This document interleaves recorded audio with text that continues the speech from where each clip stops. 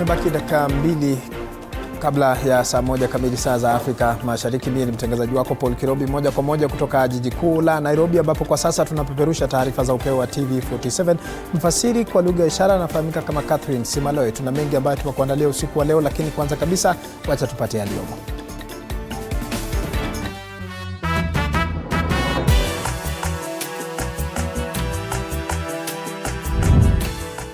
Gachagua apata pigo jingine mahakamani, majaji watatu wakisema naibu jaji mkuu alifuata sheria kubuni jopo la majaji. We do find and hold that the accusations made by the applicants against this bench are... Mama na mabinti wawili waliouliwa Machakos na Nairobi alilia haki. So the incident that happened, walichukuliwa wakaenda kwa Uber, so we don't know what happened. Na sasa we don't have any information about them. Mama ajulikani penye yako, we need justice. Na mtazamaji, unafuatilia matangazo kupitia mtandao wa X @Paul Kirobi @TV47KE na kwa mtandao wa YouTube ni TV47 Live. Tuandamane moja kwa moja hadi tamati. Tunaanza na taarifa ya kwanza, ambapo naibu rais aliyetimuliwa Rigathi Gachagua amepata pigo jingine mahakamani baada ya majaji watatu Eric Ogolla, Anthony Mrima na Freda Mugambi kusema kuwa naibu jaji mkuu Philomena Mwilu alifuata sheria kubuni jopo la majaji hawa watatu. Mawakili wa upande wa naibu rais aliyetimuliwa Rigathi Gachagua walipinga uhalali wa jopo hilo ambalo lilikuwa limebuniwa, wakisema kwamba naibu jaji mkuu hana mamlaka ya kubuni jopo hilo.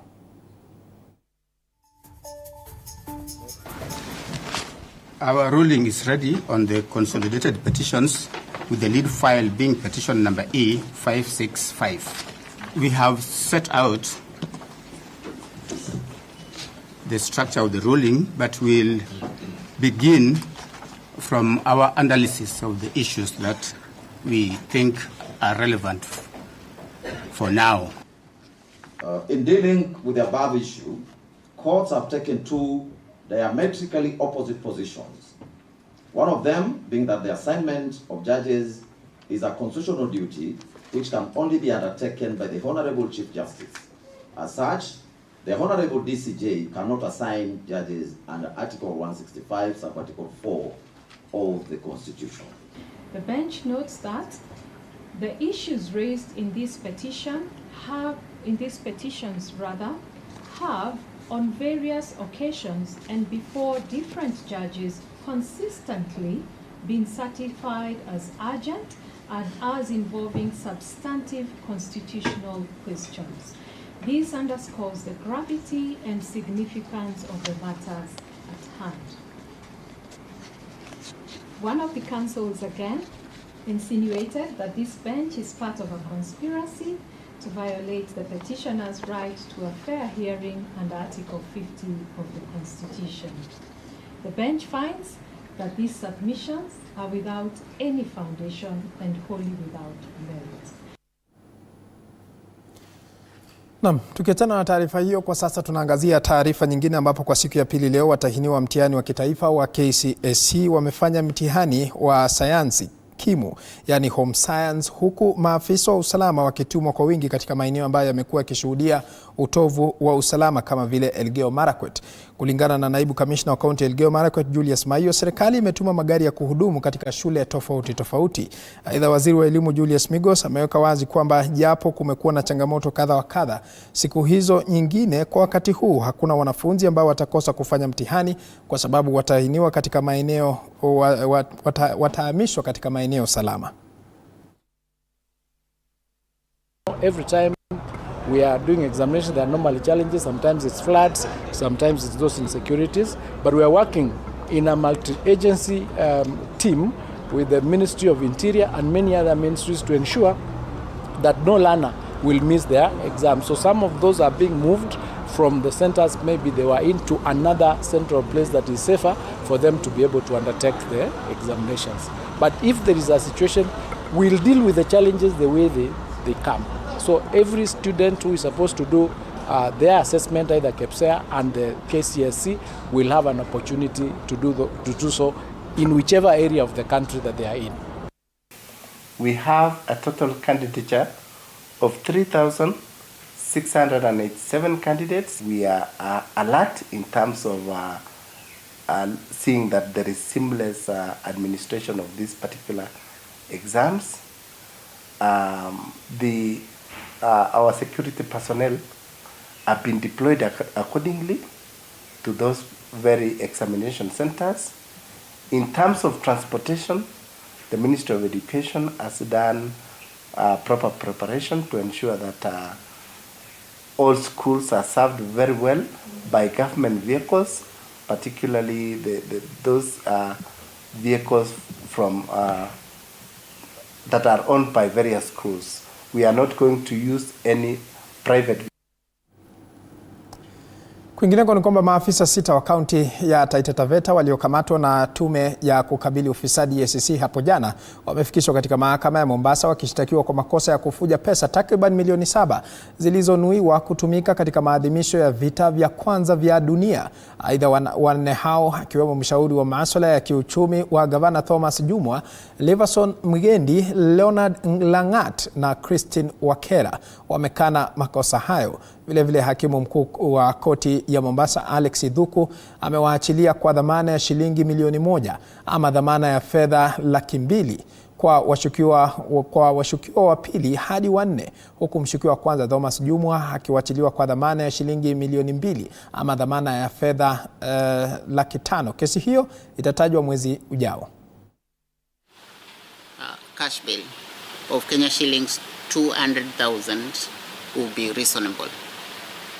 For the first accused person, it is my finding that the number of counts and the sums involved should be a factor in the consideration for what is reasonable. I therefore proceed to also grant him a bond in the sum of Kenya shillings 2 million with one surety of similar amount, or in the alternative, he will be allowed to pay cash bail Kenya shillings 500,000. On the second limb of the issues raised by counsel for the defense, I have seen the impugned posts on X, formerly Twitter. It is clearly misleading if the charge sheet we have is anything to go by, and that's obviously wrong. The matter is now before court. The expectation by this court is that reporting will be accurate. Tukiachana na hayo, kwingineko ni kwamba Wizara ya Elimu imezindua rasmi usambazaji wa vitabu vya gredi ya 9 na ambavyo vimeidhinishwa na taasisi ya kubuni mitaala nchini KICD. Akizungumza wakati wa uzinduzi huo, Waziri wa Elimu Julius Migos alisema kuwa usambazaji wa vitabu hivyo unalenga kufanikisha utoaji wa mafunzo katika mtaala wa umilisi wa CBC.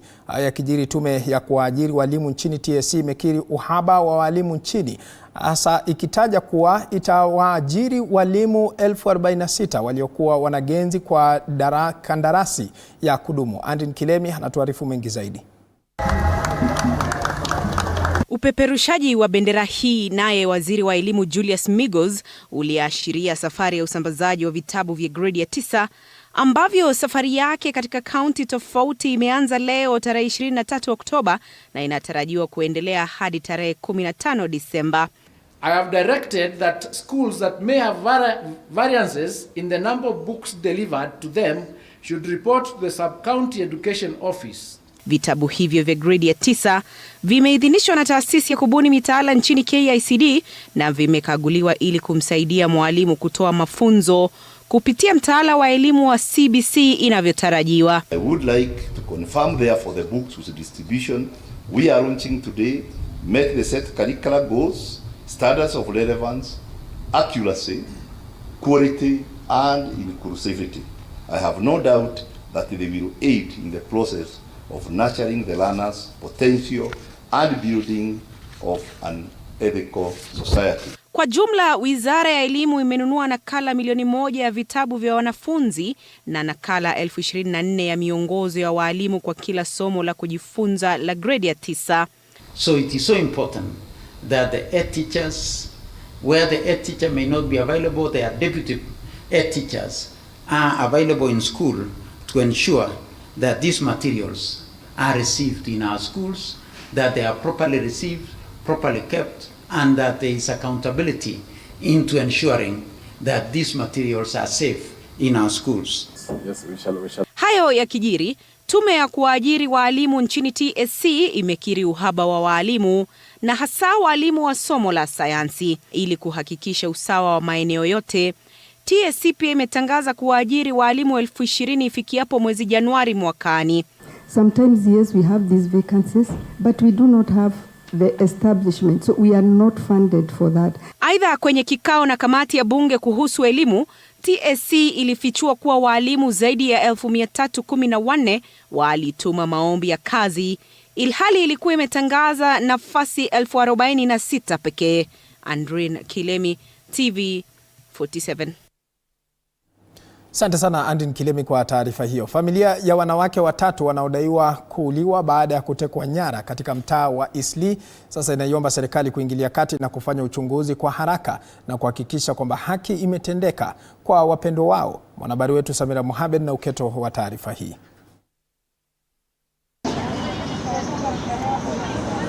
Ndio ilikuwa hali halisi katika chumba cha kuhifadhi maiti cha City, huku wanafamilia wa Dhahabu Dahir, Amina na Nusweiba wakifika kuupokea mwili wa Dhahabu uliokuwa umehifadhiwa katika chumba cha kuhifadhi maiti cha Machakos.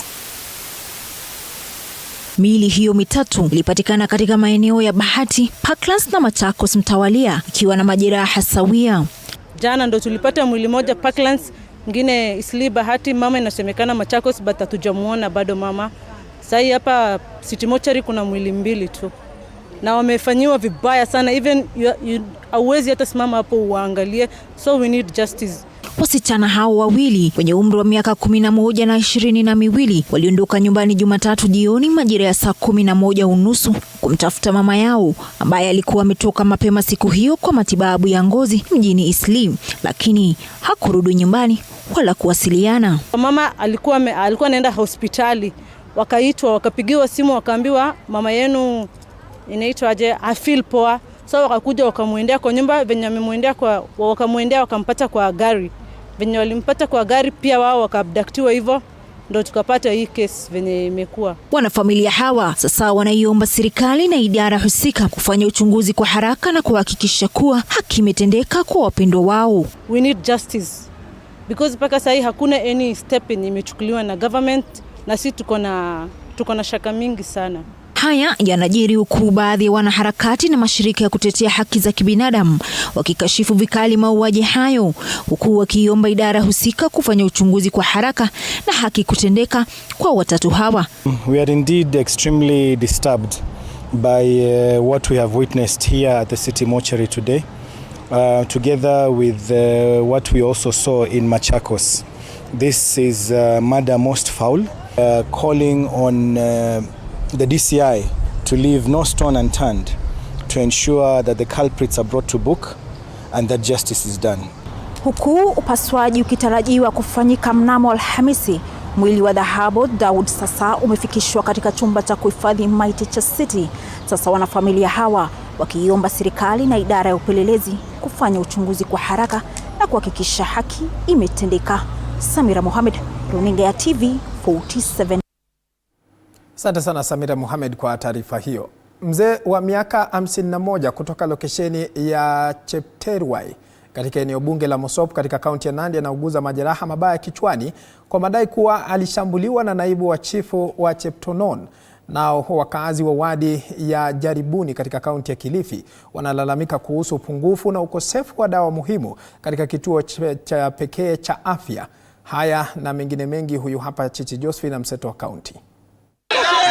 Wakazi wa wadi ya Jaribuni kaunti ya Kilifi wanalalamikia kuhusu upungufu na ukosefu wa dawa muhimu katika kituo cha pekee cha afya kilichoko katika wadi hiyo, pamoja na barabara mbovu na ukosefu wa maji safi ya kunywa. Dispensary yetu hakuna hata choo, hakuna hata madaktari. Kutokana na hilo, wamelalamikia kuwa hali hiyo imesababisha kina mama wajawazito kuhangaika katika kupata huduma za afya na kulazimika kusafiri kwa muda mrefu. Tukishikwa hata na mambo ya uzazi kama ni usiku, hata barabara hakuna. Hata wengine wao wanazaia kwenye barabara ni njiani. Tumetengeneza mswada kuanzia leo wa kuweka sahihi za kumbandua Mheshimiwa Peter Shea kwa uongozi. Kwingineko, kituo cha kutibu magonjwa ya moyo cha Tenwek huko Bomet cha takriban shilingi milioni 4.5 ambacho kitafunguliwa rasmi na Rais William Ruto inatarajiwa kuimarisha huduma kwa wagonjwa wa moyo. Number of the cardiothoracic cases have actually had to be done outside the country, mostly in India, but we are happy that this can now be done right here. Hii ni kwa mujibu wa Daktari Rose White ambaye amesema kuwa kituo hicho kimeshuhudia mabadiliko makubwa yatakayowezesha kufikia magonjwa zaidi. If you look at the statistics, only about 5% of patients who need open heart surgery actually get open heart surgery. This is something we'd like to start to change. Mzee wa miaka 51 katika lokesheni ya Cheptorwai katika eneo bunge la Mosop County ya Nandi anauguza majeraha mabaya kichwani kwa madai kuwa alishambuliwa na naibu wa chifu wa Cheptonona. Mimi nasikia chungu kwa Stan Gibe na uwa mtoto yangu. Hata kusungumusa mnyabana wesa. Korera ambaye ni baba wa watoto 5 amesema alikuwa kwenye shamba lake la mahindi na hapo naibu chifu huyo akamvamia. Amekata mume wangu. Ametoa pete ya ndoa. Sasa nitawesaje watoto 5? Na yeye ndio alikuwa tegemeo. Aidha, familia yake inaitaka serikali kuingilia kati katika kupata haki kwa jamaa yao. Nao wakazi wa mtaa wa Shauri Yako katika mji wa Homa Bay wanataka kuhamishwa kwa mwanamke anayeuza pombe haramu aina ya chang'aa, wakitaja misukosuko inayosababishwa na biashara yake haramu. Chang'aa is being sold 24 hours. Wanadai kuwa walevi katika pango lake mara kwa mara hutafuta kimbilio katika nyumba zao kila mara uvamizi wa polisi unapotokea na kusababisha kero na kuhatarisha familia zao, hasa watoto. Sasa tunaomba tu serikali tusaidie tu juu tuko na watoto wadogo wanaendaga shule. La bila shaka tunakataa ya kwamba polisi wasiweze kuja huku tena kuchukua hongo. Anaanza hata kila popote ni pombe, karibu na shule anauza pombe. Chichi, Josephine, TV47. Tukiachana na taarifa yake Chichi Josephine, licha ya SHA kuanza kutumika katika hospitali mbalimbali za umma nchini, changamoto imesemekana kuwa ya usajili. Haya yanajiri wakati ambapo serikali imekiri kwamba kuna pengo katika utekelezwaji wa bima hiyo mpya ya afya. Wagonjwa wanazidi kuibua wasiwasi ikiwa SHA itawapa afueni. Anodida na taarifa kamili. Wiki 4 baadaye, ukaguzi na runinga ya TV47 katika hospitali mbalimbali umebaini kusikitishwa kwa wagonjwa mbalimbali, hasa baada ya mabadiliko kutoka bima ya afya NHIF hadi mamlaka ya afya ya jamii SHA. Kulingana na mgonjwa huyu, kwa muda wa miezi 2 iliyopita, huduma za NHIF zimekuwa si za kutegemewa, na sasa tumaini linasalia kuona ikiwa SHA itaweza kusaidia. Kwa sasa hiyo mwezi kama hiyo 3-4 ambayo iliyopita, ndio wakati nilikuwa nakuja hapa nilikuwa inakataliwa. Sasa sijui kama hii SHA pia itakuwa hiyo wakati ambayo itafika ambayo pia hiyo SHA itakataliwa mna gani. Katika baadhi ya maeneo yaliyo na wale wasiojiweza kihela, wagonjwa wanakabiliwa na hali ya msongamano wa wagonjwa hospitalini. Kutolewa kwa NHIF kumeacha pengo la kifedha kwa wale wanaohitaji huduma ya afya bei nafuu zaidi. Lakini sasa unajua sisi watu wa ghetto kipato yetu pia tumejaribu kuchanga ile pesa tunaweza kachanga tumtoe, lakini bado anasisi. Sasa huko ndani unapata mgonjwa analala chini, watu kitanda wanashare, unashindwa sasa watasaidikaje.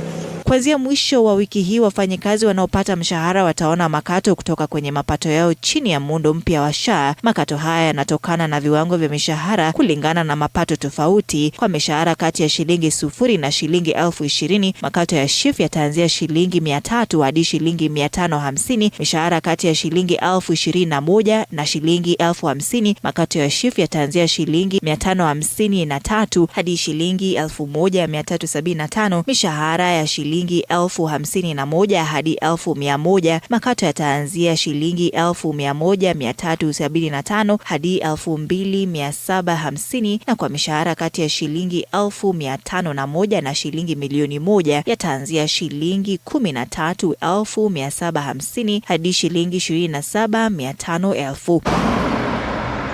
Kwa wengi wanaoishi katika hali ya umaskini, makato haya yanawakilisha mzigo wa ziada unaozidisha changamoto zao za kifedha. Licha ya uhakikisho wa serikali wa huduma ya afya ya bei nafuu, baadhi ya wagonjwa katika hospitali za umma bado wanaombwa kulipa ada za ziada na kuzua shaka ikiwa mfumo huo mpya utatoa ahueni iliyoahidiwa. Nimeuliza daktari, hii x-ray nilifanya na SHA ama juu sasa kama iko sawa inafaa ianze kazi immediately venye nilifanya hivyo.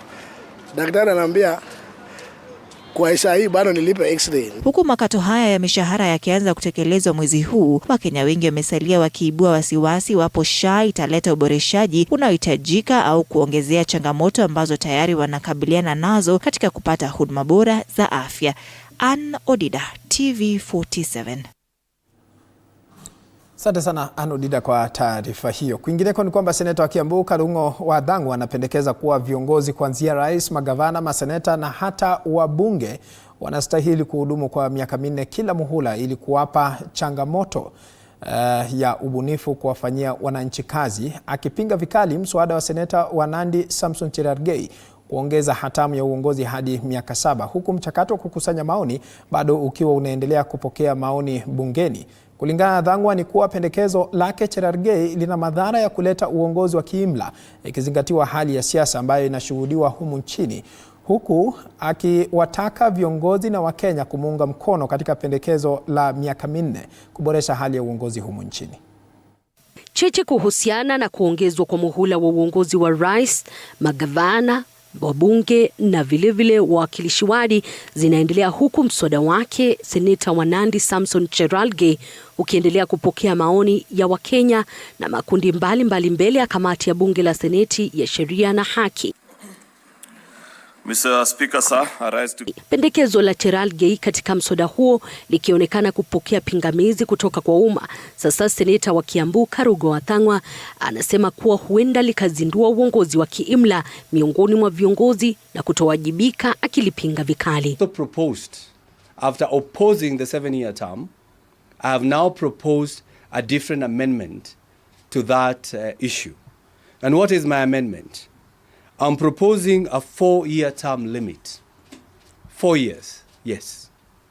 Therefore, I'm moving an amendment that proposes a 4-year term limit for the president, members of parliament, senators, governors, and members of county assemblies. Who are in the minority side or opposition are yearning for the day this government would go home, not increasing the term limit. Already Kenyans are very tired, and we saw what happened to the Gen Zs. They went to the streets saying that this government must go wrong. So again, bringing a motion that would lead to changing the term limit to 7 years, that is ridiculous, it's uncalled for, and something that we should condemn and not support. So I don't support at all. Ina kupinga, seneta Wathang'wa amewasilisha pendekezo ambalo linapania kuleta mswada wa kubadili muhula wa uongozi katika ngazi mbalimbali za uongozi, kuanzia rais hadi wawakilishi wadi kwa miaka 4, kwa kile anasema zaidi kutakuwepo na ubunifu na uwajibikaji sawa na demokrasia tulioiga katiba yetu kwake. The court okayed the affordable housing. Nobody is talking about it. So it is a scheme that we look at Gachagua, we look at the deputy president, we look at what is happening, and then all of a sudden the 7-year term. Can you imagine a 7-year term of the current governance?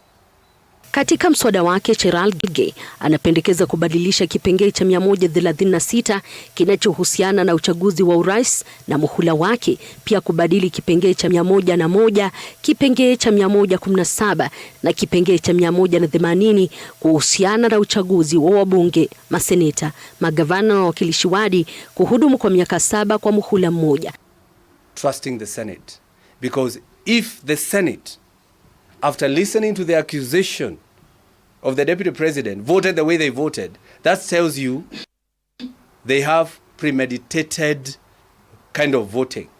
And if we are quiet on the 7-year term, the same premeditated, the same invested on or in kind of voting will occur.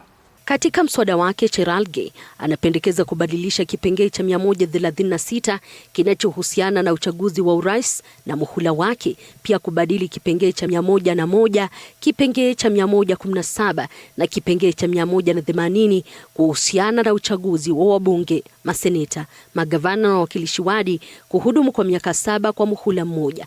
Pia Cherargei anapendekeza kuwa waziri mkuu anastahili kutoka kwa chama kilicho na idadi kubwa ya wabunge na kuwa anateuliwa moja kwa moja na rais kwa wabunge waliochaguliwa. Elizabeth Mutuko, TV47, Nairobi.